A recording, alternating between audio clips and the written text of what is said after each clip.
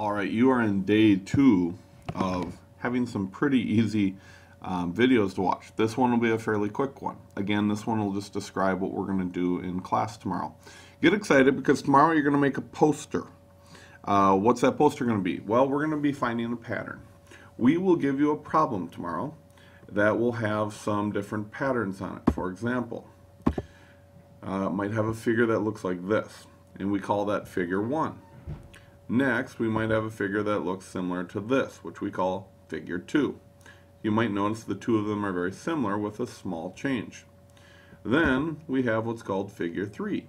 That looks like the other two with another small change. Now, this is a fairly simple one, and the one you're going to be doing tomorrow will be a little more complex. It'll make you think a little harder than this one. But what you need to be able to figure out, or what you need to be able to answer, are the following questions.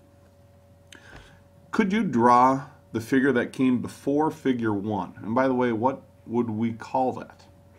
Can you draw what comes after figure 3? For example, figure 4, figure 5, figure 6. Would you be able to do that? Could you figure out what figure 100 would look like in this case?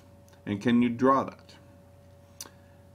If we didn't want you to draw it, could you figure out how many tiles would be made up of, or figure 100 would be made up of? Could you do that without drawing that? Is there a formula that you might want to create that would help you figure that out? And then could you apply that formula to figure out how many tiles would be in figure n? What is figure n? Well, figure n is a variable. I don't know what figure that would be. It might be figure 87, might be figure 130. It might be figure 10. But can you put together the formula using the letter n to be able to describe no matter which figure we want you to draw would get you to that one? It would even include negative numbers.